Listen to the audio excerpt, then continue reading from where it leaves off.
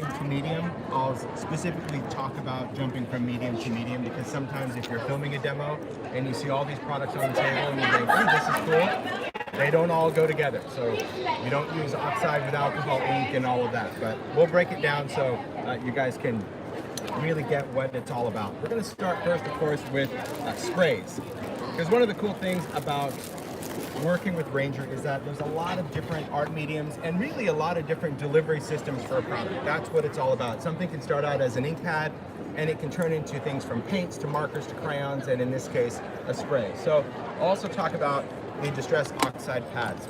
I think one of the questions people have is what makes these sprays, these cool little oxide sprays, different than an ink pad? Well, the gist of it, the basics of it is the same. It is a dye pigment fusion.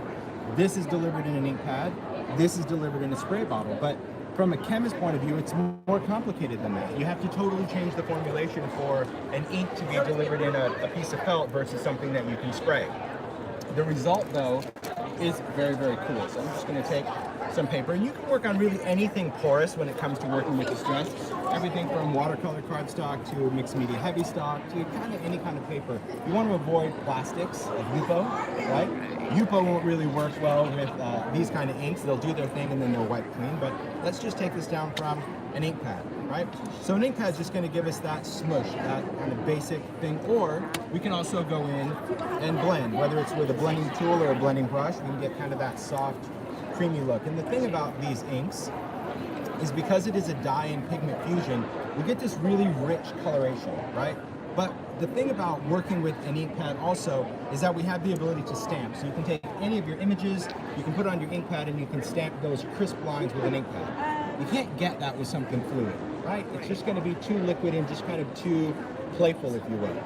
If you have paper covered in oxide and you spray it, we're going to get some reaction. The thing about this is that this is going to start to oxidize as soon as it gets wet. We're going to see those water drops start to form, and that's because right now that dye and pigment is starting to separate. We can see those little outlines, and you see those little outlines around each dot. That's that dye and pigment separating. And then, of course, if we dry it, you'll really start seeing that oxidation occur. It kind of gets that light effect, if you will. And the thing about oxide is the more water you add, the more it will oxidize. So that's the gist of an ink pad. But when we deliver it in a spray bottle, totally different. And you'll see the difference. That's why I like to demo it that way. A couple of things to note with a spray. These guys need to be shaken up. If you see the kind of the side of the bottle, I'll show where the label connects, where they don't want you to see. They did their best to wrap it up. I think it's important. People are like, this part is ugly, don't show them. Like, you need to see it. You can see down here, here is that pigment, and all the way up there is dye. So before you use this, you have to mix it up. You have to shake it. Now with the spray bottle, because it's got that opening, you know, we kind of say shake side to side just so you can swirl it. It's not because it's going to foam. It's not because it's going to do anything wrong. It's just because if you shake it up and down, some of that ink could leak out the neck of the bottle. I don't have time. So, I thought it was because the mica will go into the no, because tube. this isn't mica. Oh, it's not mica. No. So that's why. Oh, wow. Those are mica. It's the First ink. time I've seen them. We won't talk about that. We're talking about oxide sprays right now. No distractions. Totally wants to. Yeah, let It me just just kind check of some of these leaks out. out when you're shaking it. Oh, It's- okay. See how I know? Yeah, I know. I tried to warn you. You did. I did. So what's really important, you can take a paper towel, some sort of cloth, that's the way I like to do it, and just cover the nozzle, and then you can just shake it out. Right? Sweet. Because this way, if any ink is going to go out, it's just going to get caught in the tongue. These haven't been used yet, so I should be okay. But once I kind of prime the pump, that's when you have to worry about it. Okay. But you can see that they mix up really, really quick, right? You don't have to wait till all of that stuff is mixed in. It has a mixing ball. As long as you hear that shake around, you're ready to go. And every time you use it, it is a good idea just to give it a little shake. So once they're like mixed up, let's say you're working on a project and you shake them and you go from color to color, I would just do this. That's enough to kind of make sure that that dye and pigment is really floating around. That's what it's all about. So it's not so much a clogging issue. It's just the fact that when it comes to oxide, the beauty is that dye and pigment. So if you don't keep it mixed, you're going to end up getting either pigment or just dye. Make Right, sense? makes sense. All right, so let's talk about how it looks on a surface. Now I'm just going to work here on the media mat and kind of clear that area. So I'm just going to go in and spray it. You can see right away it's got beautiful coverage, beautiful opacity, almost like a spray paint. And when you layer a color on a color, so you can see Cracked Pistachio over Mermaid Lagoon, you can see that that green sits right on top of that blue.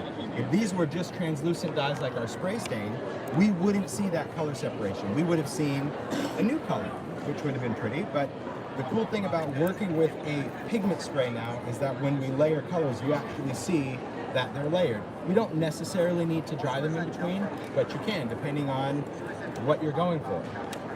So here I'm just going to dry this, just so you can see the spray as it is, because it's still going to be reactive with water. After all, it is an oxide. But just because it's reactive with water doesn't mean you always have to use it with water. That's the thing about distress also. So you can see it gives it, I'm going to say kind of a chalky appearance, but it's really just that kind of oxidation. We don't have that reaction yet because we haven't added water, but you can see where we've sprayed it, how we have that different color blend, right? But when we add water, we're still going to get that blend. We're going to get everything that these do, but now we get to choose how we want that to happen and when.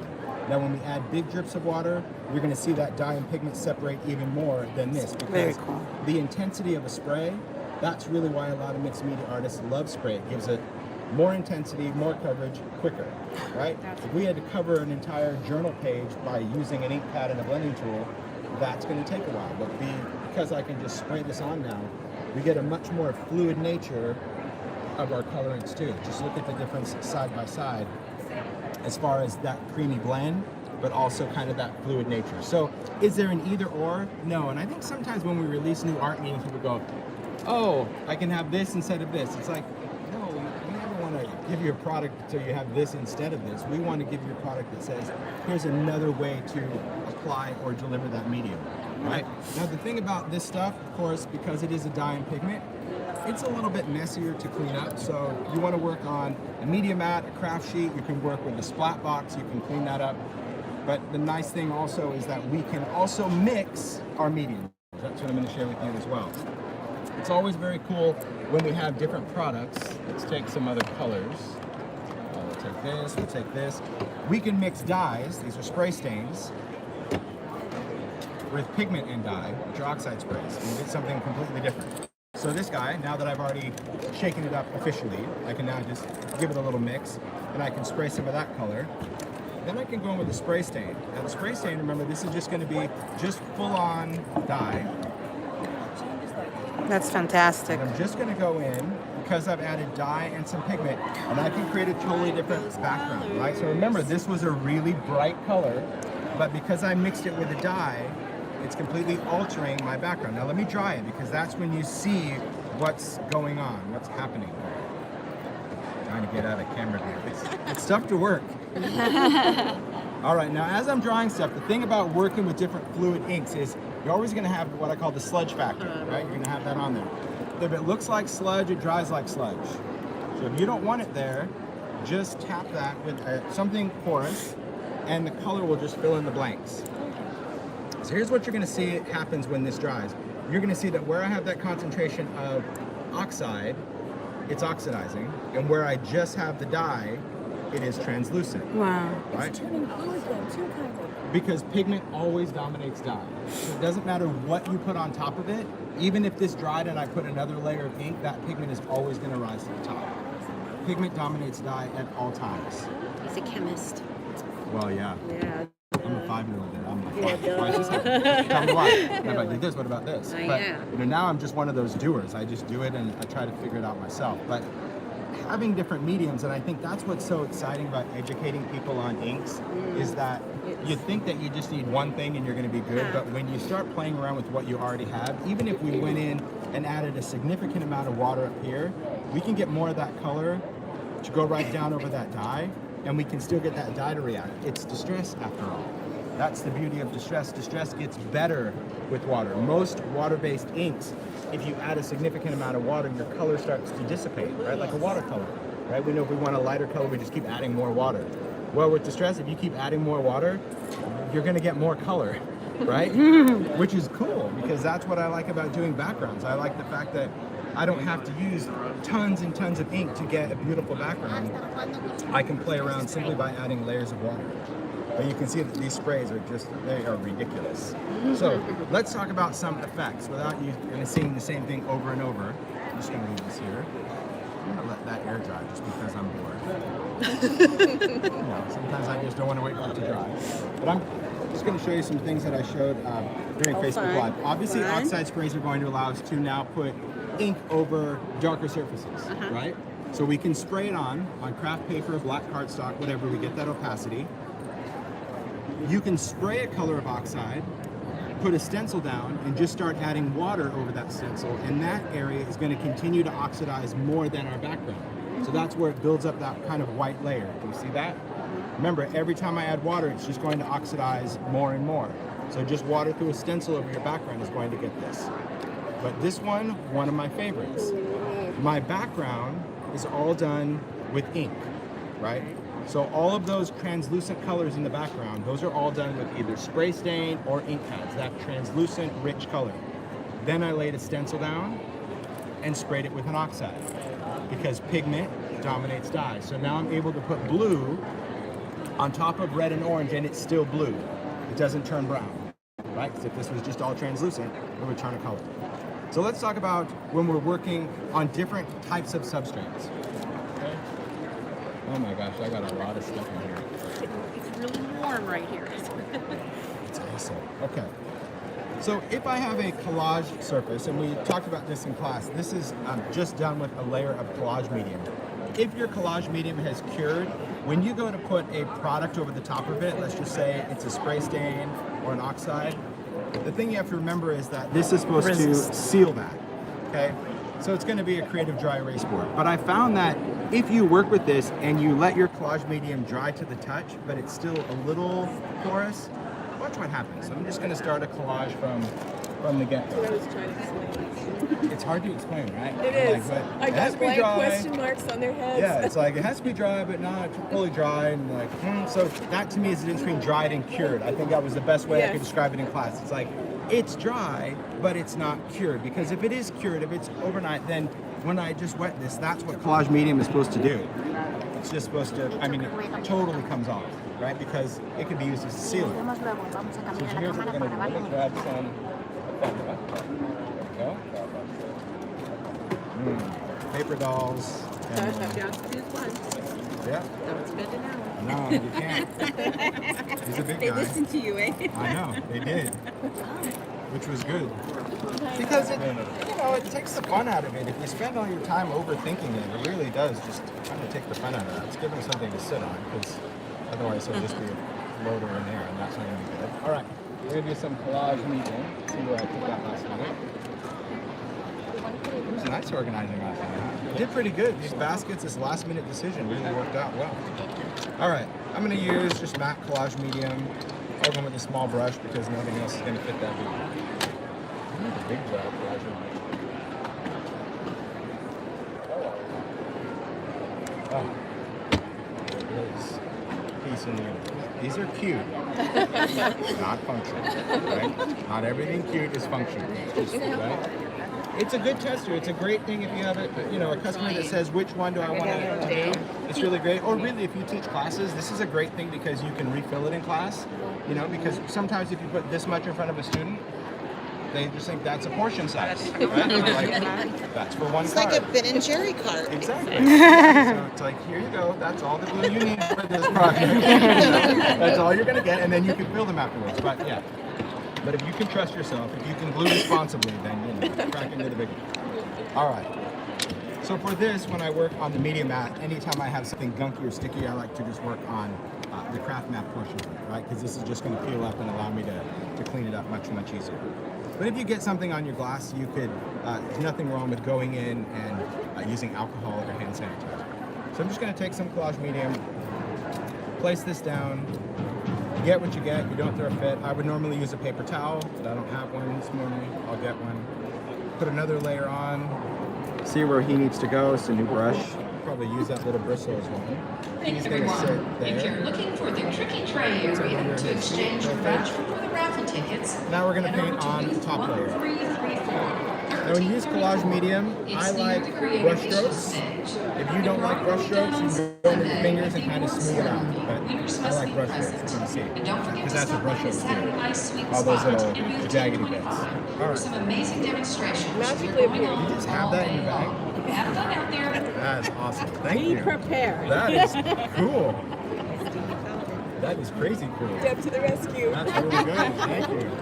Because now I'm going to create my baby wipe for my brush. Want to be a baby wipe? Yes, she Oh my gosh. No.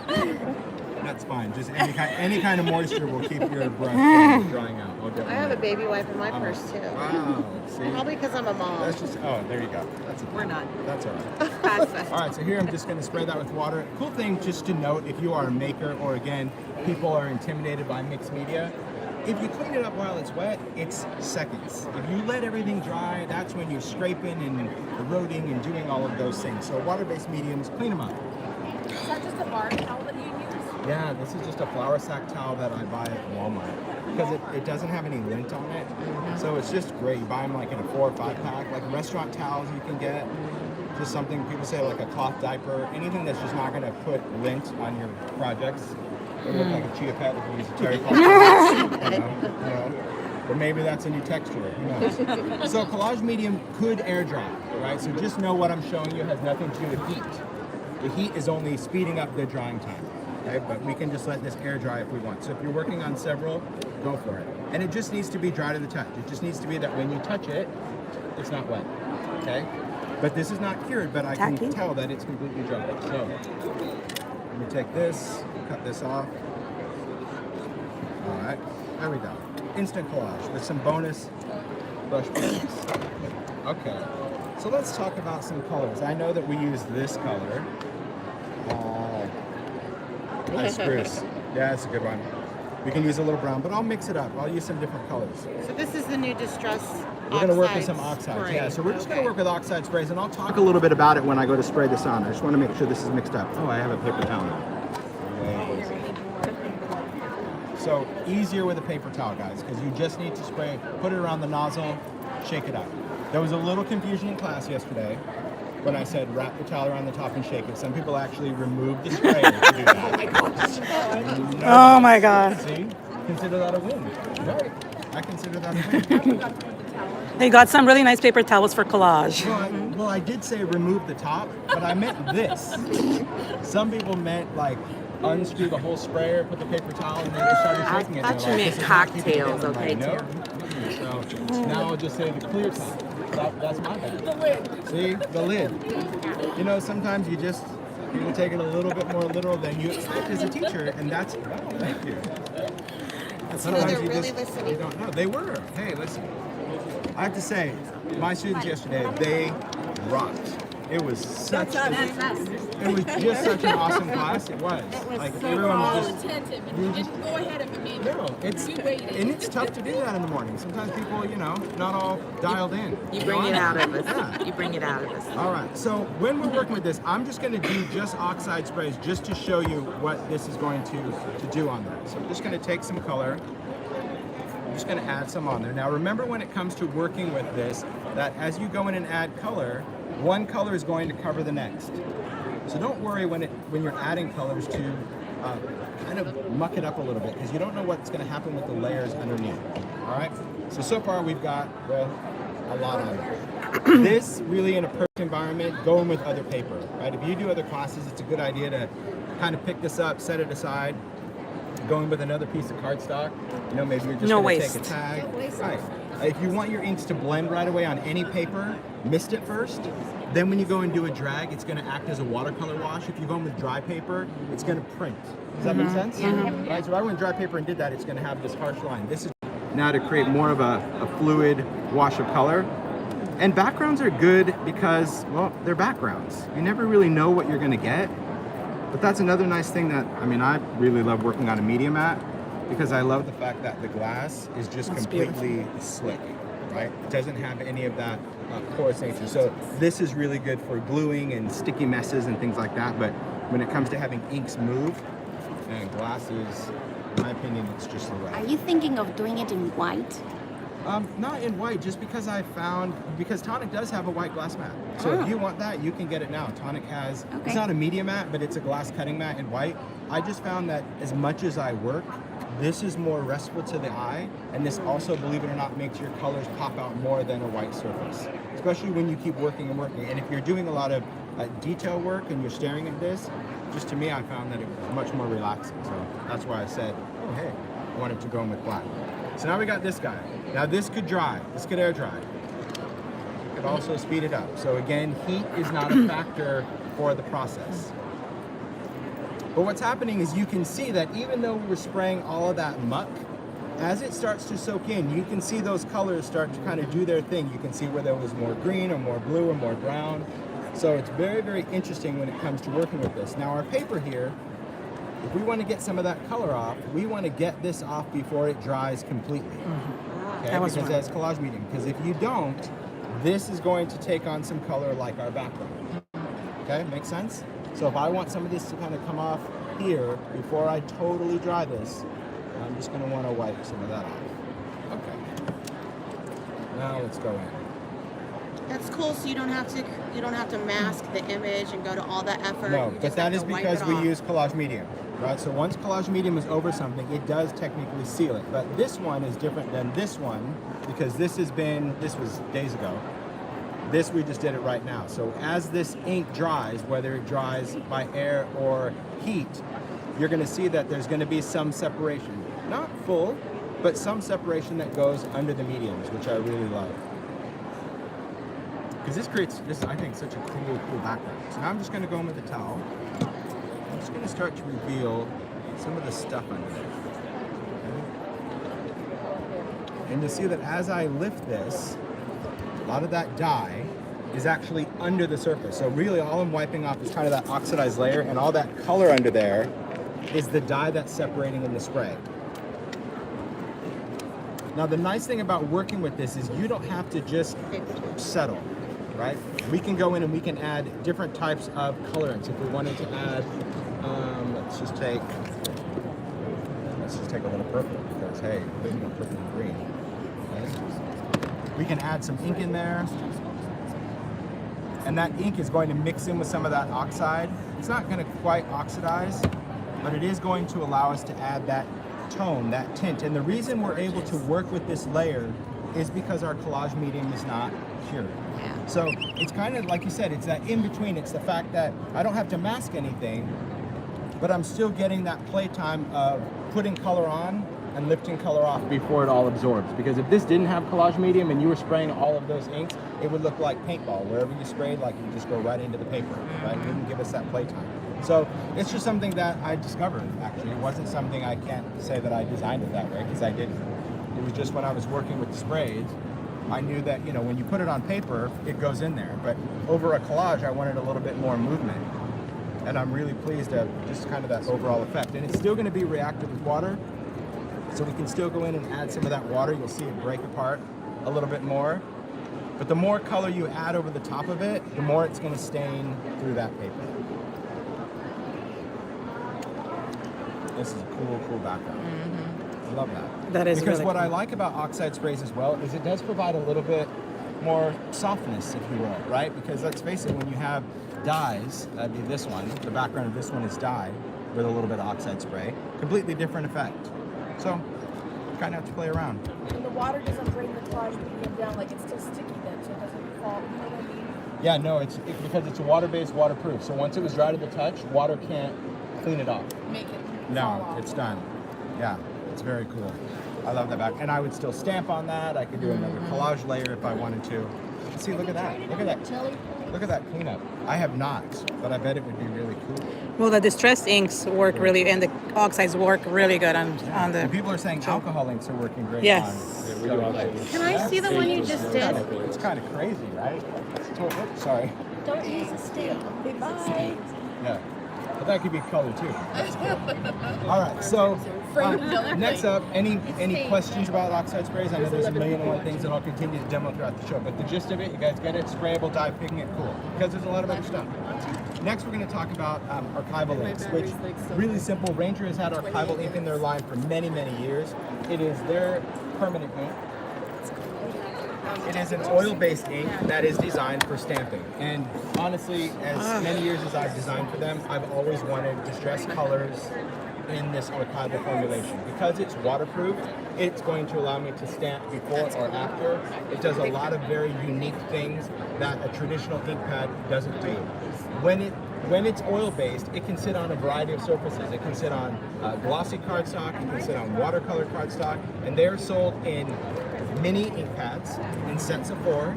You've got warm, cool, and dirty. Okay? I love that vintage set.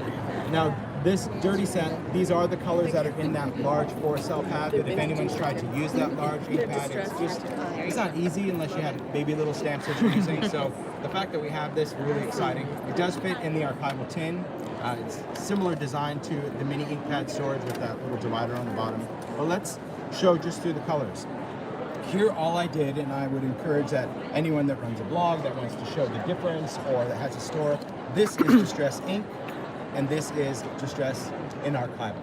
Okay, so Archival is the brand, Distress is the color. So they have a lot of other archivals. Wendy's got colors of Archival, Ranger has color. It's the formulation. But you can see that when I stamped both and sprayed it with water, one was very reactive with water. That would be Distress ink. The other, completely waterproof. That would be Archival. Right? So the thing to know about this is that if you want a great stamping ink, you can stamp this over really any substrate. You can stamp it on glossy paper, you can stamp it on the new hardcore panels. That's Archival over the top of it. And it's just a nice, crisp, detailed ink. But you can do some cool stuff with Distress. You're welcome to, if you're taking video, you can fan through the colors, look at it. But this is really a great one. People go, well, what's the difference? It's like, well, here's that color in Distress ink, here's that color in Archival. Hit it with water, then one is going to go crazy, and the other one's just going to hang out. Yeah. So let's show on a piece of cardstock. I'm just going to show you coated. Yeah, I'm just going to show on coated on glossy cardstock, which is pretty awesome. All right, clean this up. Just a little bit of ease on there. My splat box is literally right there, but like most makers, I would have to get it. So I would rather just not, because that's who we are. All right, going to take a piece of alcohol ink cardstock. This is just a glossy paper. It's a coated paper. The reason I like to show this on glossy is a lot of people think that when it comes to glossy cardstock, even though it's called alcohol ink cardstock, you can only use it with alcohol ink. No, it's actually the most porous of any of our papers. Okay? Really? So it's going to grab whatever medium we give it. So let's find a stamp. Oh, I just happen to have this guy. Distinguished. Oh, somebody's asking on my... What's the difference between Distress Archival and regular Archival ink? Distress colors. It's only a palette. Oh, okay. It's just the palette. It's the only difference. Okay. And then where I put my ink blocks. Then where did I put my stamping blocks? Do you know? They were still in the pack last night.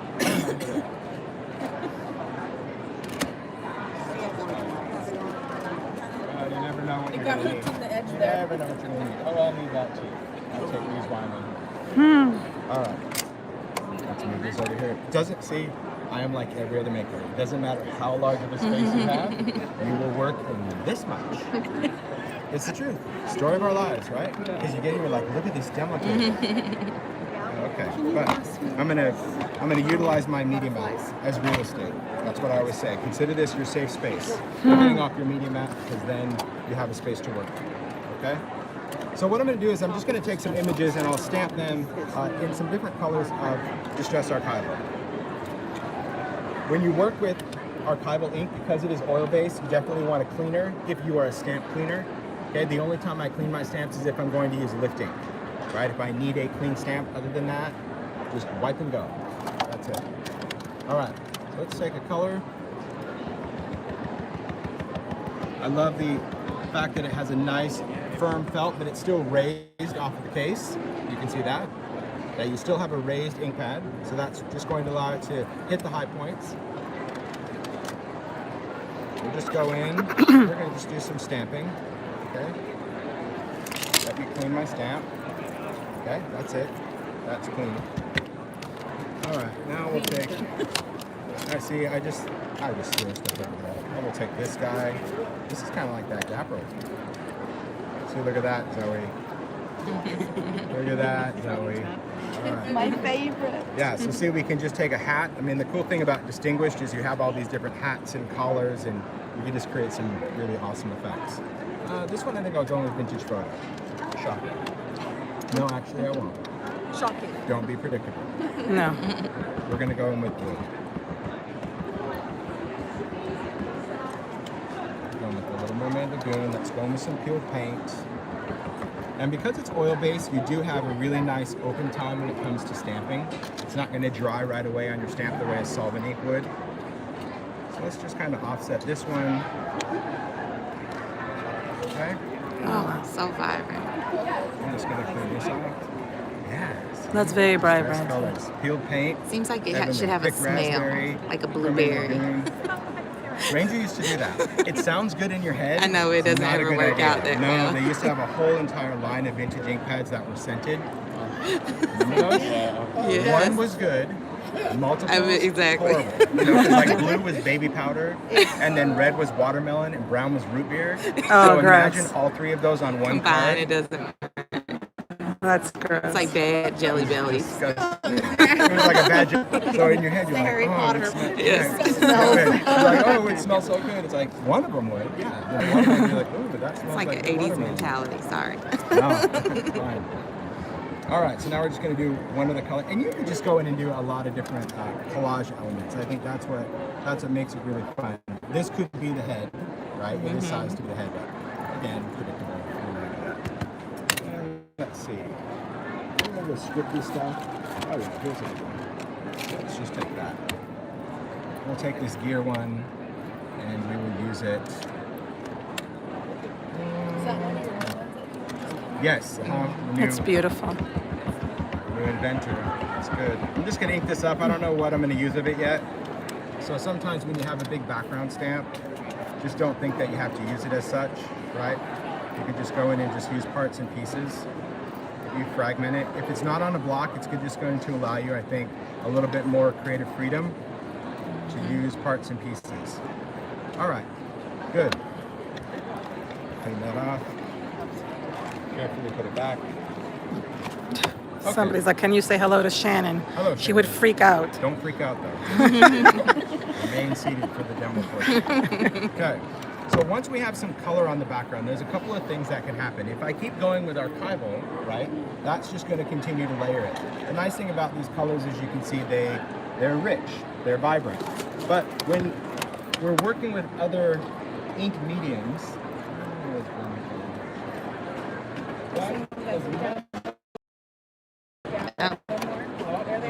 much as I stayed here last night, and I was here last night setting up, you're never ready. Alright. I'm just going to take, because I don't, well, let's just see if Ranger did this. Oh, but close. They tried. I'll give him A a for fair effort. point. Yep. So if you take that blending foam and you tuck it under there, that's really, really nice. I'm just going to go in with Distress ink right now. That's so smart. And I'm going to take that ink and I'm going to start just going over this cardstock. And here's where it's very cool. Archival ink is oil-based. Distress ink is water-based. And oil and water Don't mix. don't mix.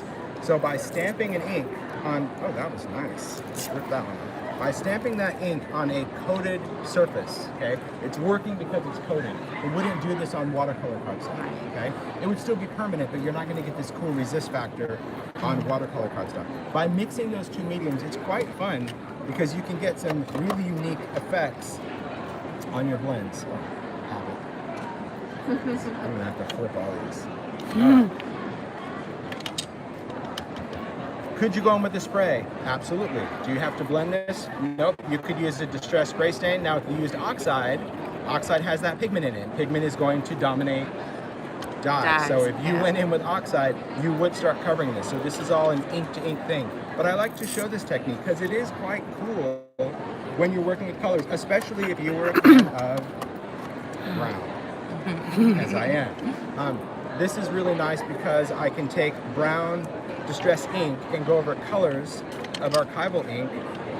I blame this on every person that ever emailed Ranger that the lids for the minis were too loose. I blame every single one of them because I loved them when they first came out and I could just pick it up and they would fall off because as you can see I want to use them. And everyone's like, the mates fall off, you need to make them tighter. And now they make them tighter, so now I have to stop, Yeah. two-hand process. Yeah. I don't get to use my washi. Because the emails and stuff, they're like, Tim, we... That's Yeah, what they're like, washi is for. yeah, they're like, Tim, we... Yeah, they're like, Tim, we have to make it tighter. Everybody wants them tighter. I'm like, oh my gosh. Yeah. See, you do. You have to stop what you're doing. It's like, but now there you go. They're not gonna go anywhere. Oh boy. It's the truth. Anyone that has the original site, you know just what I'm talking about. You can pretty much look at that and the lid would fall off. But if it was in the tin, it wasn't going anywhere. I'm still bitter over it. When will they be available? People are asking. When will what be available? Or The archivals? February. February. Yes. So the archivals come out in February? Yeah, all of the new come out in February. The new archivals, the oxide spray, and then I'm going to get to alcohol pearls too. I know. Really cool. So I like to show this because as a stamper, you know, sometimes you're just thinking, do I really need a lot of colors? I mean, I'm going to be honest. When I do a lot of mixed media collage, I'm stamping in black or brown, right? I don't really tend to go to a lot of different colors of permanent ink, but if you like to do some cool, funky backgrounds, there is something to be said about having a variety of colors of ink, because you can see just on this background right now, by adding those colors, we're getting this kind of crazy effect. Now, itself was distress. We know about distress that it is reactive with water, so if I just go in, just add just a couple little spritzes of water, I can easily create like a simple washed background, right? My ink, my stamped image is never going to go anywhere. But my distress ink that I've done is. Now the thing about distress ink, the longer it sits there, the more it's going to go through. So let's just say I had a little bit of water there. Let's just say we dried it. It sat there a while. It's really just going to lighten up. Look at that. Wow. So when you heat it, that's what's going to go under the surface. Just a simple effect, completely smooth. I would still use that as a background. I would still stamp a focal image, text, or something in black, right?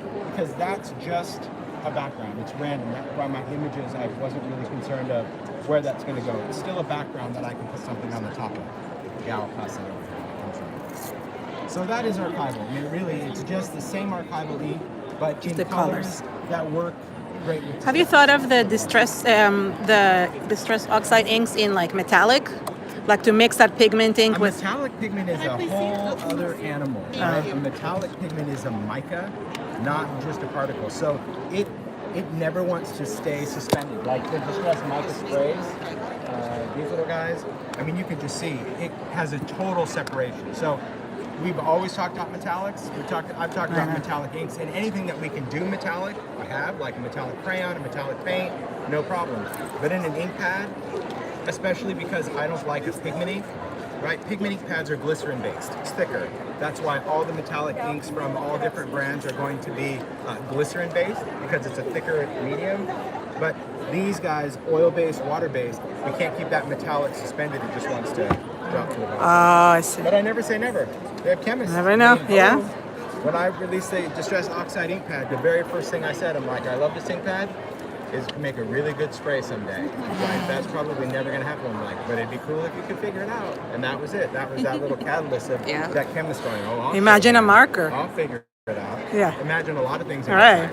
I'm like, I'd take oxide paint for that matter. I could That's spray right. while it was wet. But that's the visionary in you, you know? It's, yeah. That's the It's the 5-year-old in me, what I always say. Same thing. You're Same like, you're thing. never happy. Like, yeah. Okay. So I think I'm going to do one other thing with some inks before I move on to alcohol ink, because once I get into alcohol ink, it's completely different than everything else we've done. There's a couple of other products, especially one that we released last Creativation, that's resist spray, that are really going to be fun with oxide and sprays, and I want to share with you what you can do with it. So this is just a sample. I mean, for those that are filming, I'll pass it around so you can, it has to hit the light perfect for you. But this is resist spray through a stencil. This is just going to create that coated resist onto a surface. You can really change up a background with resist spray. So I want to show you a couple of things. Now, when you work with resist spray, I am going to bend down and get the box. You want to use this in a box. You don't want to use it anywhere that you need to clean it off of, because it doesn't want to clean up. Not even off of glass. You'd be scraping it off of glass. And what this is, it's really like a spray glue, I guess I would say. But it's not really a spray glue. It's very sticky when it's wet. I mean, super sticky. But when it dries, it's a great sheen. there's things that I've done on the background. I showed this last year. Like, it's awesome for embossing powder, right? So this is resist spray. And then while it's wet, take my favorite embossing powder, sprinkle it on, and heat emboss it, right? But now I can have embossing powder like in a splatter, Yeah, right? that's So I can amazing. create snow with white embossing powder. Or what I like about it through a stencil, because you might be thinking, well, I could just do that with a stamp if I wanted that. I love the fact that if I spray through a stencil, I'm still getting that spray pattern that I wouldn't get if I was trying to do this with an embossing finish, right? You just have a hard break, right? So I like using it for embossing powders as well. When I work with it on a background, I would just take any kind of paper that I wanted to. It's always good to just wreck your first splat box. Nothing better. How would you clean the stencil after using it? What's that? How would you clean the stencil?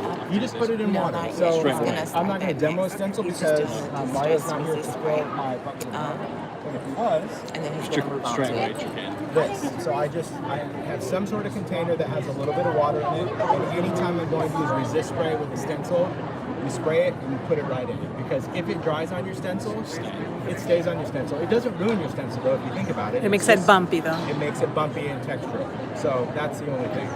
Never stamp with it. And for people that have tried, I just don't recommend stamping with this because it will fuse onto that even when it's wet. I've tried stamping with it going, well, let me just spray a little resist spray and just kind of quickly take my stamp. It got so caked on that rubber even right away, it just ruined my stamp. So I just don't recommend, not every product to stamp with it. You know, but this is it's a great spray for that. That's a great question. So, Maya's here. Like, you need anything?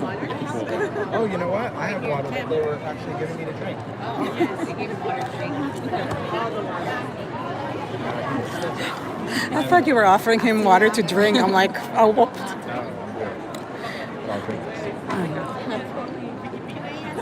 Hydrate. Put that in another bottle and add some distress stain. Because you colorize it, you could. Yes. That's cool. The thing about if you put it in That's a different good question. You can especially the mini colorize mister, it. Right. Be careful with the mini mister because its apparatus is much finer and it doesn't want to deliver this. Okay. Some other things about sprays. Any kind of sprays. If you're a maker, if you're a blogger, if you're a store, replacement spray are key. That's why we do them. Not every spray is going to last forever, especially with all these crazy art mediums. We do our best to find the very finest spray nozzle, but sometimes they clog on you. If you soak them in hot water, you can technically get them to clean out eventually, especially if they're in hot water and you spray them underwater. But as a maker, just have replacement sprayers. So if you're in the middle of it and it's clogging, unscrew it, throw it in your water, put on a regular one, go for it, and then you can go back and clean them and replace them. Does that make sense? It doesn't necessarily mean disposable. If you do, thank you. Yeah. Means you're buying a lot of sprayers, and I like that. And that would be me. I'd just as soon chuck it and buy another pack, but that's just me. All right. Now, when it comes to working with the stencil, as Ben asked, what do you do with it? Well, you definitely want to have it off your ring because you want to throw it in the water. So let's do a gradient. Let's do a dotted gradient. So I'm just going to take it off this ring and we'll place this down. So we're just going to place it in the splat box. I'm going to do my best to kind of spray upside down so you guys can see, but I'm not really the best at it. Just make sure I was pointing in the right area. So I'm just spraying it. Now you'll see when it goes on purple, right? Can you see that? So that resist spray is going on kind of a purpley color. So you can see where you spray it, but it dries crystal clear, all right? And you can spray as much as you want on there. When you're done with this, you do want to wipe the nozzle, okay? Again, that's the lazy part of me. I have water there. That's just how I do mine. You can take a baby wipe, but you have water right there. I just put it in the water. And just dip it in the water and wipe it. Makes it easy. It's a good little hack. That is cute. It's right there. All right, so this, I'm just going to take this off and watch when it goes in the water. You're going to see this weird little cloud. See that? Water-based medium. If you put it in there, it's just going to, that's it. That's all you have to do. Okay? Yeah, it's kind of milky. But if you let it hang out and dry, it's just a textured stencil indefinitely. All right, so now we have this. Now, the spray itself, you have some options with it. You could let it air dry. It's a completely heat-stable medium. Oh no, that's what I have to share for. Yeah, just don't sit. Yeah. I don't sit in demo. That's just Yeah, but you might decide at the end. I can't do it. It just doesn't feel right.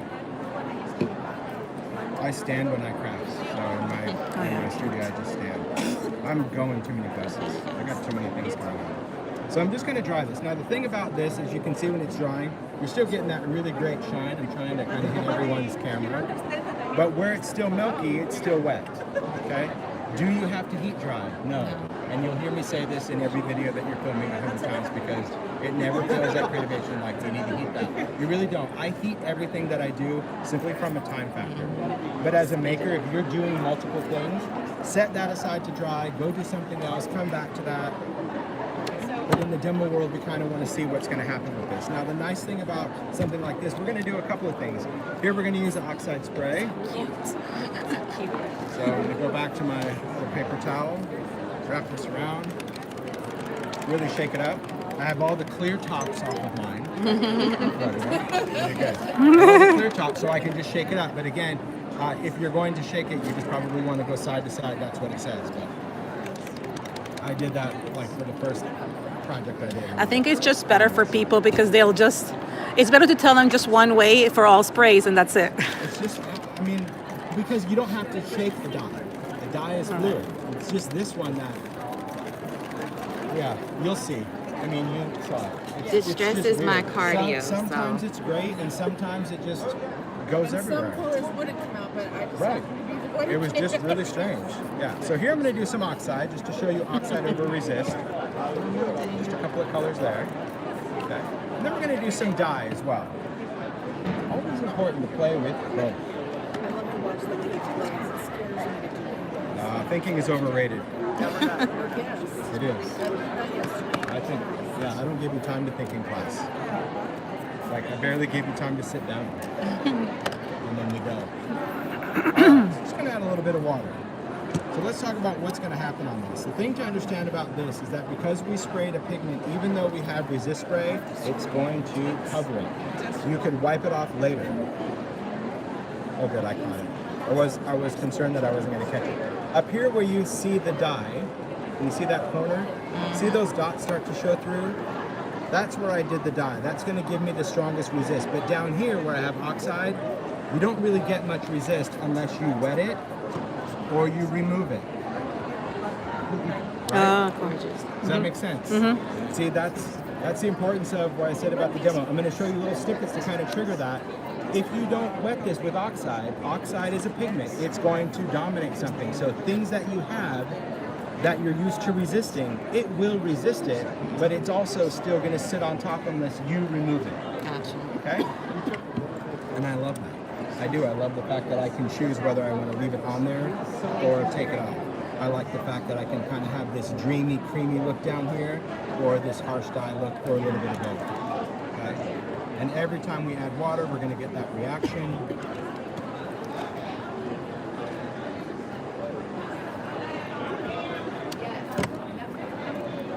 Let me just get this stuff off. I'm going to try the back. What do you do with the back of the tag? It's just the back of the tag. Can sign it. Sticky tag. Stick it down, yeah. Another question, right? So like, can we seal it? Can we do all of that? Okay. Paper has no memory. Okay, just remember that, guys. It has no memory. So if it curls up, just flatten it. It doesn't know it's supposed to be curled. Okay. So there's our background. One of the things, again, if you're filming, just take a look at this versus this. That's really what I wanted to share in the mediums. Inks are always going to give you that watercolory, floaty look. Oxide sprays are going to give you that creamy look. When you combine them, you get the best of both worlds. You get that hazy look of an Oxide, that translucent look of a dye. So my advice when you have any new medium is play with the additional ones. Even though we have Oxide spray, ideally, as I've been using, I prefer to use them in conjunction with ink and not all on its own. Just because to me it just falls flat. Everything looks really, I don't know, kind of dull. It just looks a little dull, but it's good to kind of give yourself permission to see what it looks like by itself, but also jump back and use some of those inks.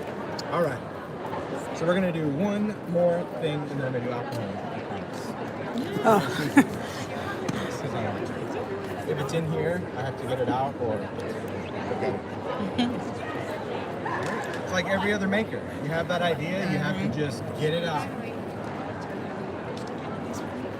All right, We're here for you, Tim. We're here for you. There you Get go. it out. Support. Get it out. You got this. All right. We're going to do a quick little stencil. So I'm going to use some sticky grid.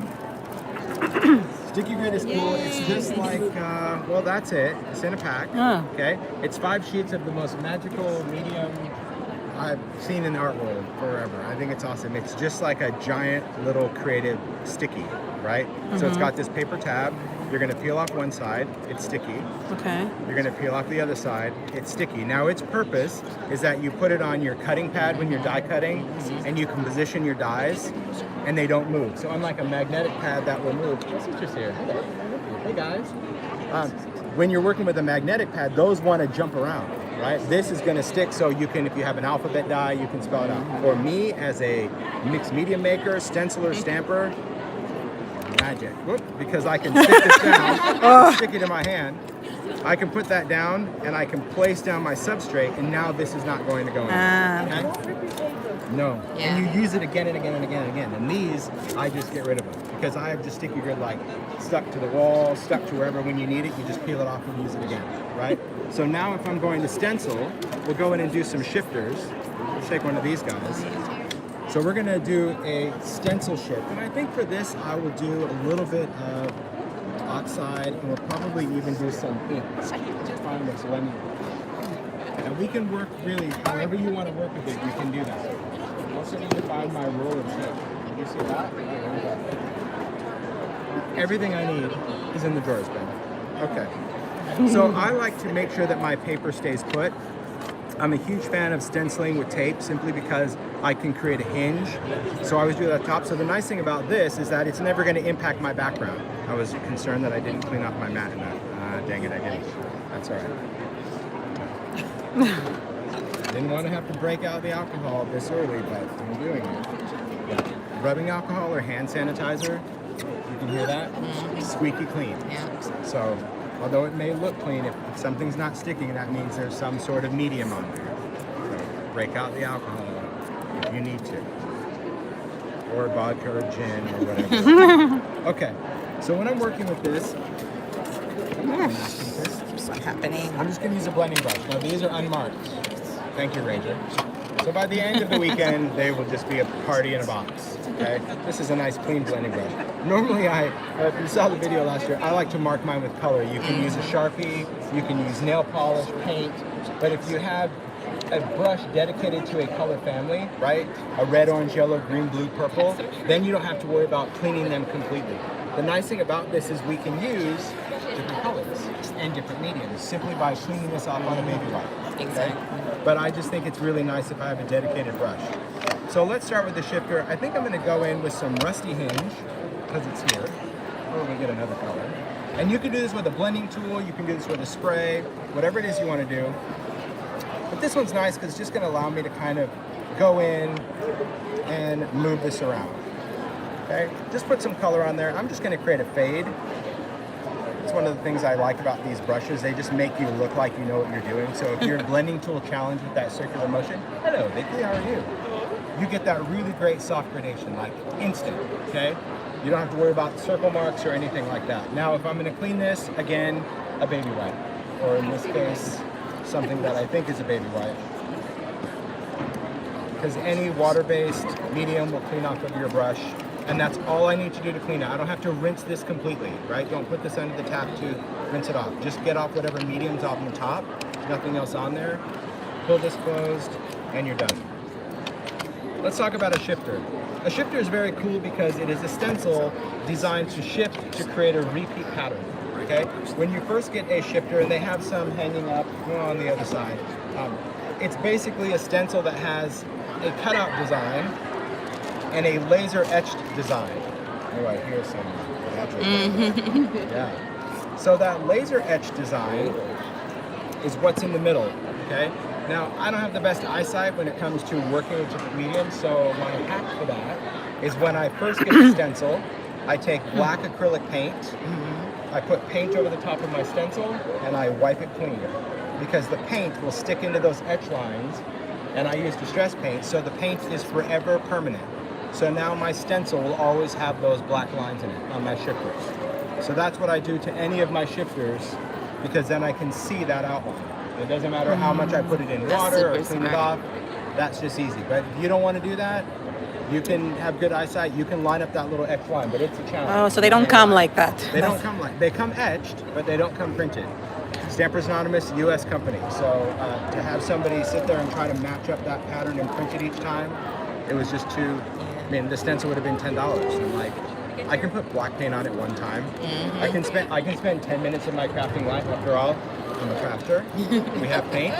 It's kind of funny how many people, are crafters that don't necessarily want to use what they have, but some are crafters, some are collectors. It's all right. Yeah, let me take another brush. Hashtag 70s babies. That's right. Well, we're all guilty of that, are we not? Well, that's just how it is. So when we're working with this, again, blending tool, blending brush, whatever your weapon of choice is, completely fine.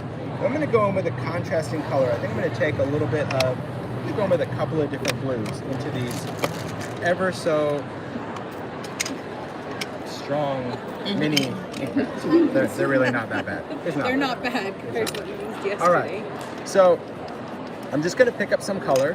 Now, a blending brush is designed to blend. The nice thing to know about distress as well, you cannot contaminate a distress pad by double dipping. You can't. It may look a little weird, but you can't. The only way to contaminate this is to actually re-ink it the wrong color or contaminate a dye and a pigment. Right. Meaning if I went into Oxide and then went into my distress and I brought pigment over, you would contaminate that ink pad. Like that pigment's never going to go away. So if you stick within your families, you can go in from color to color. That's really why we called it blending in the first place. That's why we had that blending tool, because distress didn't always have 60 colors. We started out with 6 way back in the day. Then we got another 6. And when we had 12, holy moly, we just thought we were rolling in it. But that's where we were like, okay, we had a red, a yellow, a blue. Okay, well, I need to make different shades of green. You literally dip into the different ink pads and blend new colors. Blending now has taken on a whole new meaning. When people hear blending, they think these little soft, airbrushy backgrounds. But that was never the intention of a blending tool. Blending tool was to blend your color, not necessarily your ink. It's makeup But 101. it should be. Okay. So here's how we shift. So this is what we inked, right? To shift, you're simply going to take that stencil and you're going to move it to where that black line is now going to outline what you've inked. And you can shift it wherever you want. You can shift it high, low, left, right, it doesn't really matter. You're just going to take that and shift it so that line is outlining what we just inked. Then you're going to take the tape that you just stuck all together. Simple fun, It's not sticking. It's so darling. It sticks when you want it to, right? This will be fine. I just like, you can use washi tape as well. I just want something that's just going to be disposable. Look, my tag has never moved. Yeah. Because it is sticky grid, never moved. And whether you, now the one thing I will say when it comes to sticky grid, I don't like to emboss on it. Because if you do heat it up, that adhesive will transfer. So if you're going to emboss something, peel it off. That's another thing. I don't know if you probably didn't because I didn't say it. But when I put this down, I line up the tag on my media mat. So I kind of squared it up on my lines. So if I were to pull it off to do something, I could stick it right back down into that area. That's just me. So now I'm just going to go in with another color. Just kind of blend that out. Change your colors, fade that out, intensify your colors. It's fun. When you have kind of freedom to blend, that permission, really nice. And the reason I chose 2 different mediums, again, for demo purposes, is just like I said at the beginning. I'm going to use stuff that, in a perfect world, you probably wouldn't have all of this stuff on the table.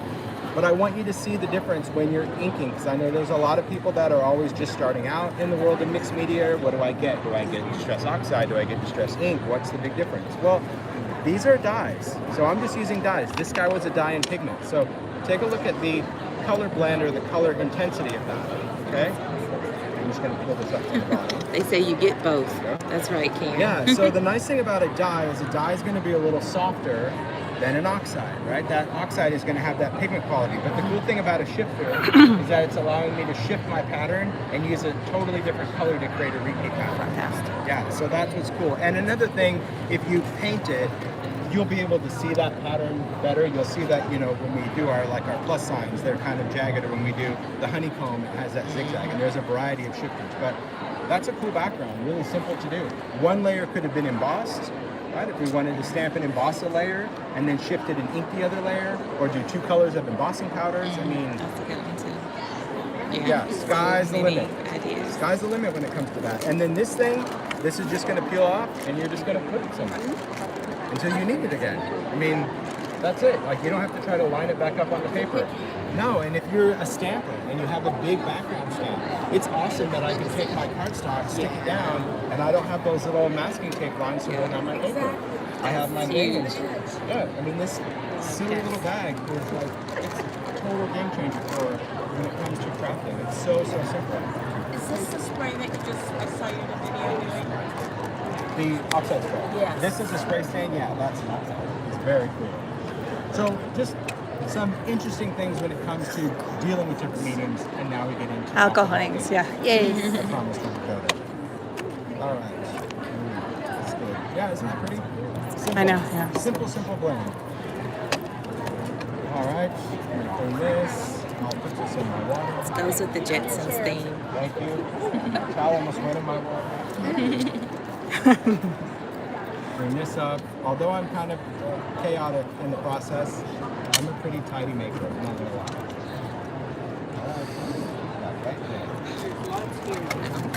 Nice. It's the simple things. And I'm sure there's got to be baby wipes and paper towels somewhere, because I asked for them. Probably don't want to do it. All right. Is the garbage still there? I shouldn't throw them back there. I've been known to do that too. I'm just like, see, that's it. Yeah. I just take it, I just throw it in and like, that was meant for the trash. Okay. All right. So let's talk about working with alcohol inks. When it comes to working with alcohol ink, really the important thing to remember is they are a solvent-based medium designed to work within their own world. And even though we love mixed media and doing all these crazy things, if you try to start taking things like distress and all that and mixing it together, the results are not going to be the same because you impact how this product bonds onto the surface, right? So everything else that's water-based, our ink pads, our sprays, our stains, those can all be mix and match. But when it comes to alcohol ink, that's it. I go to that and I do nothing else with it. But we have some new product now in that world that allow us to create some really cool effects. I'm going to get rid of these just for the weekend. I'm not going to do that again. There we go. Okay, there's something new.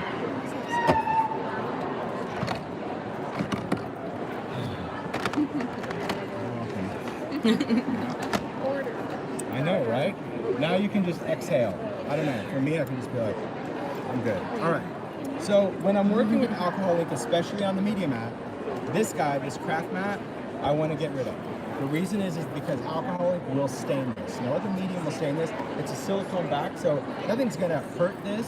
If you don't mind having an ugly mat, if I really showed you what my mat looks like at home, not the one in the video, the real one, it's a whole lot of color because it doesn't impact its function at all, right? To me, it's just more trouble to peel this off and remember where I put it, to get it. So I personally leave it there, but if you want to keep this nice, peel it off for alcohol ink, and then you have just a glass surface to work on. This is tempered glass. Yeah. You can hammer on it, you can emboss on it. If you cut on it, you cannot cut on it with surgical steel. And a lot of people are buying really high-end cutting blades, and when they're cutting on the mat, it will leave a mark, because it's surgical steel going into that. Not the end of the world if you get scratches. I don't understand people's fixation of that. It's like a cutting board. If you buy a cutting board and you cut on it with a knife, that's its purpose. So this is a media mat. This is a work surface. I guess I never remember everyone when they had the brown craft sheet. I mean, I'd have my craft sheet for a week and I'd have a scratch in it, a mark, and I was like, oh, it's a craft mat. But this thing, I think people expected it to be like made of titanium. They're like, I have a little mark in there. I'm like, well, good. That means you're using it. So it's awesome. The first mark always hurts the worst. After that, it doesn't matter. That's why when you just take it out, just take a knife and just do that, and you're like, okay, it's over. It's like a new car, right? Exactly. You don't park it anywhere, That's and it. then when you get the first thing, you're parking right up there. Yeah, I'm on my way. Okay. So the newest line that we've added in the alcohol ink world are alcohol pearls. Now these guys are incredibly cool. What they are Pearlescent alcohol ink. Okay, so I want to demo what that really means, and see, it never fails. I even did this. Can you speak about what the difference between that and the metallic ones are? Absolutely. Yeah, that's the whole demo. I'm going to go through exactly perfect. what makes these unique. So these are available in kits or open stock, right? So you can pick out your colors, or you can already buy them on the other side in packs. Now the thing about this ink is it is designed to dry with a pearlescent sheen. So it has a color pearl bonded to the ink. You may be thinking, well, wait a minute, that's a pearl, you already have a pearl. What makes this different than alcohol inks and a pearl mixative? Okay? A mixative, oh, hey, Tom. Let's get this out of here. Let's see what's in the tin. Always a surprise. There's Snowcap. There's Pearl. Okay. Metallic mixatives in the alcohol ink line are just a pigment and a clear liquid, which is blending solution. Okay, that's what's in a mixative. And because it's just pigment, when you used it in conjunction with alcohol inks, the dye, you would get separation, right? Dye and pigment would get that cool marbleization. The pearls in there are a completely different formulation where the pearl is designed to fuse with the ink. So when I use the alcohol pearls, I'm not going to get that separation. It's not a mixative. I'm actually getting pearlescent coverage. And you can, when you feel this paper, I know we don't have feel-o-vision yet. No, that would be Nothing in our life. Watch. There is no texture to these. Unlike a mixative, that we can feel some of that pigment on the surface. So let's just go into colors, because they are their own colors, but this to me was the most similar match. So this one, this is Intrigue, and this is Wild Plum. And what I wanted to show you the difference is, this is just Intrigue stamped onto Yupo. Okay, that alcohol pearl. Can you see that pearl shine on it? If not, I'm just not hitting it on the light. It's very, very beautiful, shimmery pearl of a color. This is Wild Plum with Pearl Mixative, right? When you add a mixative, you're going to get a total whiteout of your color because pigment dominates dye. That's it, right? So it doesn't matter how many layers I do, that white pigment is always going to float to the top, and it's going to give me almost that whiteout. So it depends on what you're going for, and you can also see this separation. It clumps up, it builds up, but these pearls don't. So I'm just going to demo the pearls, and then I'll get into different substrates. So if you just want to look through those, colors are awesome. All right. So when I work with them, just going to use felt. You can also use foam. If you want to use foam, you're just going to throw it away, but you can still use it. I'm going to demo on Yupo. If you're not familiar with Yupo, Yupo is a synthetic paper. It's actually made of plastic, but it has that feel of paper, and you can do a lot of things on Yupo. You can watercolor and draw and stamp and do some very cool things. I love to die cut Yupo because it thinks it's a paper. It will die cut perfectly even with your thin dies, and then you can make your own stencils because it's reusable. So you can take your favorite word or mixed media, cut it out, and then just use it and wipe it off because it is a waterproof paper. All right. So let's just take some colors. I think I'm just going to work with pearls to start, and then I'll throw in some other colors. These guys also have to be shaken up, okay? I like that when I work with them at home, this is how I have my pearls, right? So in my tin, I just have my tin of pearls like this. Only reason, they just mix up quicker, okay? When the pearl is going across, there's less of that solid area to bust out, okay? Right? You know, if you have You guys with your tins, he's just standing them on their side. And not because it's just it's easier going to to make mix it up work the or not, way it's he's just done going to be here. less shake time. That's, The shake time. yeah.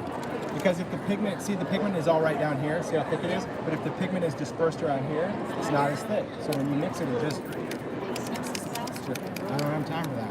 I mean, I even bought a little shaker. I did, I'm not gonna lie. Bought Tim a little says, machine. ain't nobody got that you time touch for the that. button and it shakes the bottle. I guess model paint people use it, or nail polish, or something like that. The Blood Lab. Blood Lab uses it. Coolest thing, but it's like, Models use it, like a lot of artists Yeah. make models, Yep. car models. but even that annoys me because you have to like put Yeah. the bottle on, push the button, take it off. So no, I just. What about a centrifuge? Put them all at the same There we time. go. Somebody said that on Facebook. They're like, you need to have a vibrating tray now. Just put them in your hands and just shake them up. Because once they mix, they'll stay mixed pretty quick, right? They're not going to settle. How's it going? Hey. All right. Watching the magic. So there we go. We got some magic stuff going on. So the thing about pearls, I'm just going to show that just on some Yupo so you can see. Okay, it's going to be your ink. But as it starts to dispense, you're going to see that when it dries, you're going to get that little pearl. Can you Looks light different. hitting it. Can you see it like sparkle on the top? Is that fluorescent? It's like a fluorescent. This one, pink it's thing. kind of a pink, but it's not a fluorescent because it has no white in it, right? It looks really You can see the different. vibrancy in Beautiful, person beautiful. on camera is different, That would but make it great for me. This one is And this Enchanted. one. Yeah. Enchanted. This is Intrigue. I'm going to throw on a little bit of Intrigue. Let's take this one. Let's take some Sublime. All right. You do that and you go flood. Well, you know, that's just how it is. the only thing is with the mix it is we'd get that little ridge and then we could Yeah. put foil on it. I can use my Correct. script. But you can I can still still do that do with blending that, solution. but yeah, Blending that's solution true. does That's that. right. Okay, I'm just going to throw in some colors just so you can start seeing that these are going to react the same way alcohol inks do. Would I normally blend these colors together? No, but for some crazy reason, they're going to work. And you can see as I do that, can you see them just sparkle and dance? Yeah, that's awesome. On the paper? It's so different, too. Oh, yes. Okay. Yes. That's the pearl. You're going to get kind of this little, I don't know, sizzling magic, if you will. But what I found as I use these is, like with the Oxide spray, I prefer to take this and use it in conjunction with my inks. I think that you just get more depth that way. So not everything has this shine of pearl. We're able to still go in with some inks. We can shake them on, or we can go in and we can add them to our ink tool. I was looking for my little baby blending solution because they have a little baby blending solution now. They have a little mini one. It's the same thing. It's just, I guess, travel size. Absolutely. They are alcohol inks, but they're just pearlescent. So everything that you know and you do with inks, we can do That with is pearls. So it's insanely kind of like beautiful. give you a little bit of, give you a little space here. I want you to stop and I want you to keep going. It's, Yeah, I know. It's like, messed up. That's the thing about alcohol ink. When you just throw it on there and you don't overthink the ink, like magic happens. Like blends that you wouldn't think that you love, all of a sudden it's Yeah. like, oh my gosh, stop it right now. Just want to lick it. It's just crazy. And then of course when we do a little blending solution, that's going to break it up. If we just kind of tap that on there, we're just going to dry this one. Is it finished? No, but we've got other things to do. I need to move on. Okay, so we're going to do more pearl. But this is just pearl on Yupo, and it's got a little bit of alcohol ink thrown into that. But a great background, really nice, beautiful, watercolory background. And that's really what I say to people, especially if you're a trained artist. Because let's face it, I am not a trained artist in any way. I am not a Dina Wakely, right? Color wheel, not my friend. Right? I don't even know it, to be honest. I just kind of go with it. I just go with whatever bottle is closer. Y'all hear this? And that is why I choose things that are like, oh my god, it's going to be horrible. But my favorite color is brown, so what's the worst thing that can happen? Yeah, you I get end your up with my favorite. favorite color. So I have no risk in my brain. But You I gotta do love this understand man. that when it comes to working with alcohol ink, it is the most forgiving medium you'll ever play with. It really is. If you don't like something, put another layer on top. You're only as good as your next layer with this because it's just going to kind of move out of the way. Now, if it comes to glossy cardstock though, that alcohol ink cardstock, you don't have as much playtime. So if you've only ever used ink with glossy paper, you are selling yourself short on this medium. Because this absorbs every bit of color that we give it. You don't get that same playtime that you do on a synthetic substrate, right? Let me show you exactly what I mean. Even though it's glossy. It's glossy. Glossy is the most porous of any paper, ever. Glossy is the most. Yep. So if you have, I'll just use the same sludgy ink tool. We use a little bit of Celestial. Okay. It's just like photos. It's got to suck it up. Exactly. It's So that you I mean, got they that did a crisp. clay-coated paper because a clay-coated paper was really designed to absorb stamped ink really, really well for people that wanted to stamp on glossy. So here we go with just some Yupo alcohol ink cardstock. And on your first layer, it's going to be pretty much the same. You're not going to notice a difference. You're going to be like, okay, I'm good with that. Well, now both of them are beautiful, and you can see just even on that, you get that great little sparkle and shine. But it's when you want to start just throwing caution to the wind and throwing colors on there, that's where things can go horribly wrong if you're only working on glossy, right? So if I take some color and I go on to Yupo, it's just going to start replacing that color. If I go on the cardstock, it's just going to start to absorb that color. So right away, we're starting to see that's still pink, this is getting a little muddy, okay? But if I keep going, again, I wouldn't normally do it, but you have to understand the paper portion. If I drip on some color, we're going to get beautiful wicking with Yupo. And if I start dripping on color, we're still going to get wicking of the ink, but it's starting to get even muddier. Now, the more color you put on the top of it, let's just go into something totally don't ever do it. Take a little bit of that color. We'll even go in with a little bit darker. Take a little bit of denim. Everything we should not do, that I'm doing. You'll get it. Because it's really important to understand that different substrates are just going to react a little bit different. So this one is going to just start showing up whatever colors I just stamped, the orange, the blue, all of that. This one, all of my colors are just going to start to muddy up, right? So it's just important to understand that at first when you're working with it, you may think, oh, it's exactly the same, but it's how many layers you want to go, how much play you want to give it. That's what's going to determine reaction, bleaching, right? And so Yupo as well, if you didn't want something, we could just go in and we can remove most of our artwork on Yupo and we could start again, right? It's like the creative dry erase board. This is not coming off. Whether I put blending solution or anything on there. Okay? That's the alcohol paper? This is alcohol cardstock, glossy cardstock, compared to Yupo. So now I want to introduce you to some new substrates in the alcohol world, because that's another pretty awesome thing. As much as we love glossy paper and Yupo and all of that, I'm always on the search for something else, something different. And if you are interested in alcohol inks, Sharon on the opposite corner of the booth. She's amazing. She's amazing. Mother of glory. She can just take alcohol ink and just paint. She just does a dance with it. It's fascinating to me. I'm not an alcohol painter, so I will not be demonstrating that. All right, so let's talk about some new substrates. We've got these guys. We have 3 new substrates as far as paper, and then I'll talk about hardcore board. So we've got just a black matte cardstock. We have silver sparkle, and we have a brushed silver. Now the nice thing about these substrates, they're very, very different. First of all, the black cardstock is ridiculous. It's just, no, it's matte black. So if you just want to feel it, it almost feels like rubbery paper, very smooth. You can use oxides on it. You can use I'll go to alcohol Sharon on it, you can after. use paint on it. I use it mostly as a matte for my work. I can't really do alcohol ink on this. Sharon can. Sharon can make like these velvet Elvis paintings on it. I don't know what she does, but It's very smooth. my attempt of alcohol ink on it, and I'm sure it's here because I did bring it. It's the thing that looks like a bruise. I will go There on you go. Monday There's my to Sharon. attempt. She has a demo on Monday. Which could be cool. It could be a cool background. That's cool, yeah. Yeah, it's kind of ghosty. I have a little snow cap and ink, but I can't really get alcohol inks to do anything on this. But it's an awesome matting paper. You're going to use it for your backgrounds. I love to just take this paper, especially if you're a card maker. I love that. What about the distress oxides? Oxides would work great on it. Yeah, they look like they Now, would. the other ones we have, let me try to see. Alan came and probably took on some. There we go. I've got these. All right, so this is the silver sparkle. Okay, this is a cardstock.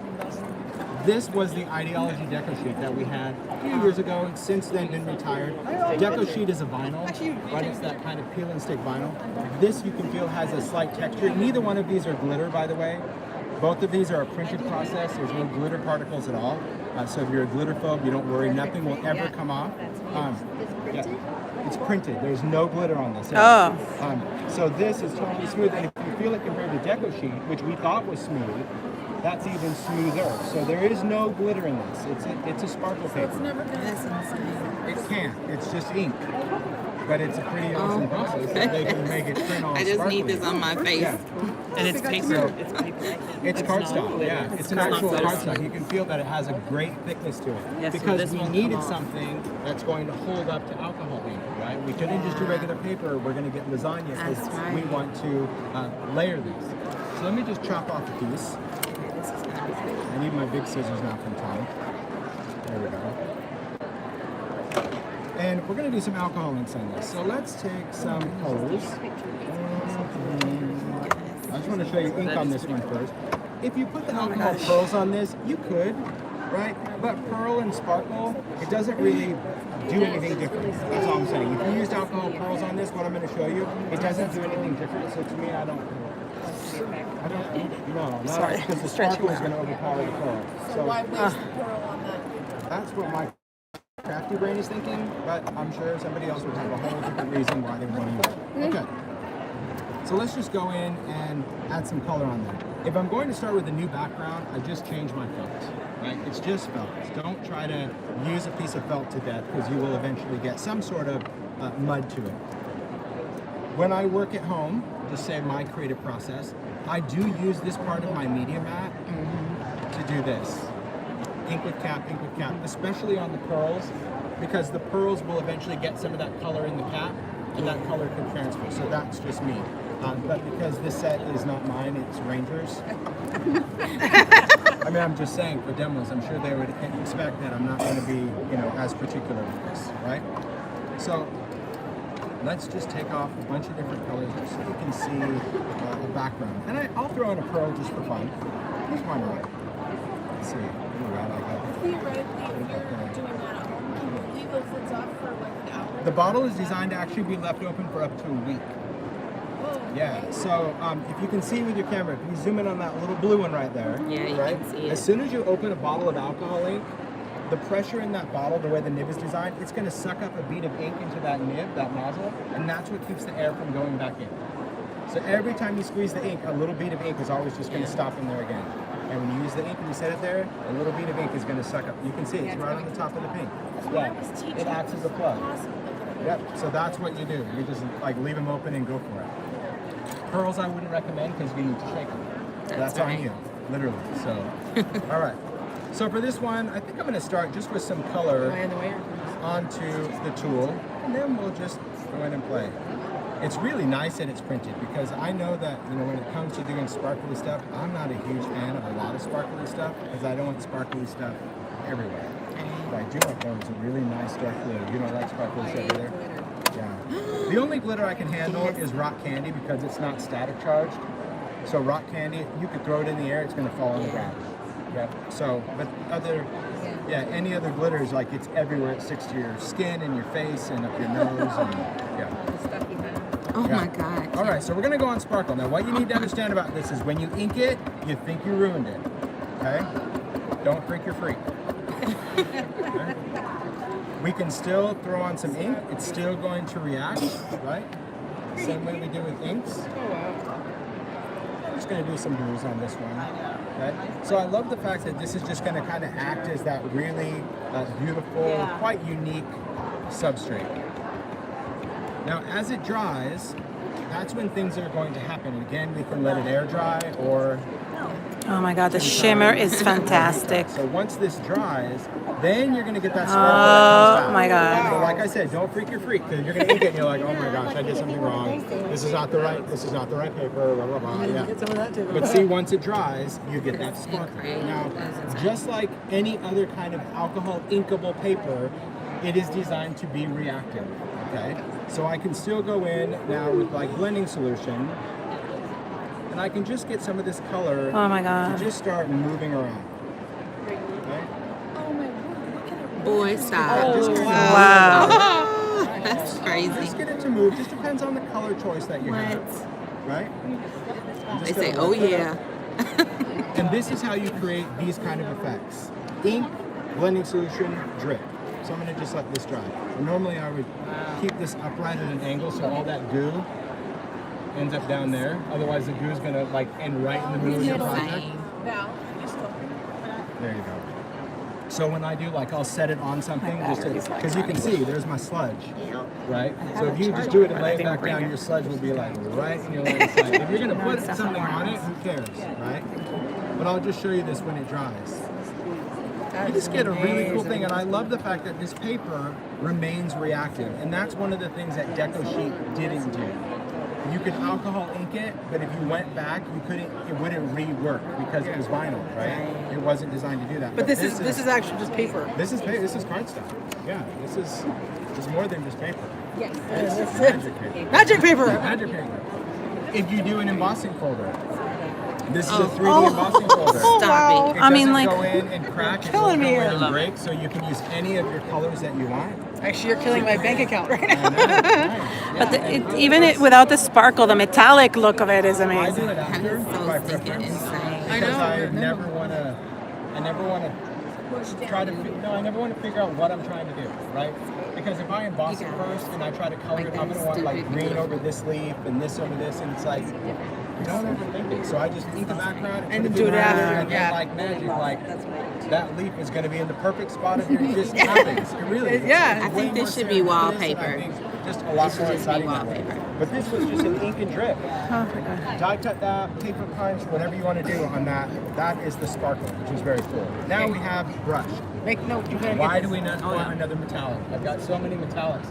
I've got metallic cardstock with ideology and a Brazilian colors now, which is great. We have foil paper, but this is a foiled cardstock, right? A foil cardstock is really, really shiny. It's awesome, it's foily, but for me, for something a little bit more on the vintage side, I love this brushed metallic. It almost looks pearlescent to me, a little bit, it really does. But you can create some really cool industrial effects by taking an embossing folder. That's what I've done, emboss through it. And this one I embossed first because I'm gonna use the texture to my advantage, all right? So now I'm just going to place my felt, even though I'm gonna go black and brown and all that stuff. All right, let's see. Let's do that color of the sludge. Let's use that color. Let's use brown, brown, brown, and brown. Now let's throw in something else. I'm gonna do a little smolder. Smolder is like mushroom alcohol ink with pearl. And I'm gonna use a little mineral. Breathe, Sandra. All right, yeah. I am gonna use pearl. I'm gonna use a little both, right? So I'm gonna use smolder I don't and have mineral, it. right? This is like a smoky. I was like, maybe she just sounds heavy. People like stand in the cosmetic stores because these names, that's where I channeled it, right? I started out at Home Depot, right? And I looked at paint names and I'm like, they're cool, but like they don't have a feeling. And then They're not Tim enough. You go into like a cosmetic store and the names are like, whoa, I don't know what it is, what it does, but I love it. Hey guys. I love the names of it. So it's like intrigue and smoldering and envy. I don't know what that is, but I want to use it. We're at Creativation. That's where I got the inspiration for these names. Because it does. Color can evoke a feel. The stress proved that for me. Yeah. Nobody knew peeled paint. Now we know it's like green, old paper, iron brick, mustard seed, raspberry. Yeah. But back in the day, you're like, oh, this is peeled paint. Like, what color is peeled paint? That's not a color name. I'm like, no, it's a feeling. You know it's going to be distress. Yeah. All right. So this one, again, we're going to go in, check out all of these, and I'm going to ink this particular background. So here's something to know about alcohol ink. All alcohol inks, you know, they do contain, that's a nice one also. Put that one in the felt. They do contain a resin, and that resin is really important to understand that that resin is going to have a specific drying time as well, and you can use that drying time to your advantage. So I've got some pearls and some inks. I'm going to throw a little bit I will of try black to on get to there. Dina's too, but not later on. I'm just going to go in and just add the color of goodness. Brown. Or black, or whatever. And I'm stamping this, and the reason is because this was embossed. Right. So I need to get ink everywhere. Well, you'll hit the high points, which is what we're going to do next, right? So as this dries, I'm just going to start stamping that out, and you can see that as each layer dries, when you go back over it with a layer, it's going to start reacting. And once I feel that it's kind of grabbing onto my ink tool, that's when I just start doing the dance. It's beautiful. And this is where you start to get kind of this eroded vibe, if you will. And then you can take a paper towel, a cloth, and then you're really going to hit the high points and kind of bring out the shine of those rivets. Wow. And that's just pretty cool to be able to change a paper from, oh, it just looks like it's stupid good. It's a little bit, yeah, it's like, it's a little, that pearl in there, you'll see when you pass it around, it changes, because if you've ever done antiquing with alcohol ink, right, you probably use mushroom or black or whatever, we still get a grunge, but it's a very translucent grunge. Something about that little bit of pearl, you don't have to do it all in pearl, just that little additive is going to take that to a different level. It's going to give it that eroded factor that's a little bit different. So I do encourage you when you get some pearls, play around, right? Play around with them as is, by themselves, see how they work, see how you like it, and then just start throwing them into some colors because they will act different. But what I want you to really understand, don't expect them to be a mixative because they aren't, right? If you expect what you know of like, oh, I'm going to do that when I hit blending solution, it's going to break apart. No. It won't. They're not mixatives. They are alcohol pearls. And that to me is what I'm so excited about when it comes to a new release is, you know, we've had alcohol inks for many, many years. I think now it's been 10 years we've had the ink line, which is quite shocking. So to have a new kind of ink to work with these inks, it's like, okay, that's pretty awesome. Because what people are doing in the world of alcohol inks, everything from painting to resin pouring to casting to polymer clay, it's absolutely mind-blowing what they can do. And so to have a different finish, and not only that, but different substrates, because let's face it, you're going to have customers, if you're a card maker, you're going to want something a little playful. So now let's talk about the artist, right? The mixed media. And Thank you, Tim. You're welcome. Bye-bye, everyone. Artist or mixed media artist.